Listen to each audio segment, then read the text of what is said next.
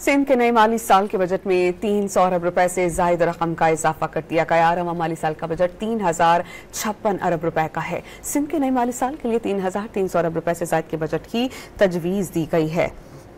बल्दियात का बजट 350 अरब रुपए है। महकमे दाखिला का बजट 200 अरब रुपए से जायद और महकमा ट्रांसपोर्ट का बजट 75 अरब रुपए करने की तजवीज़ है। सिंध के नए माली साल के बजट में 300 अरब रुपए से जायद रकम का इजाफा कर दिया गया। रवा माली साल का बजट 3056 अरब रुपए का है। सिंध के नए माली साल के लिए 3300 अरब रुपए से जायद के बजट की तजवीज़ दी गई है। बल्दियात का बजट 350 अरब रुपए है।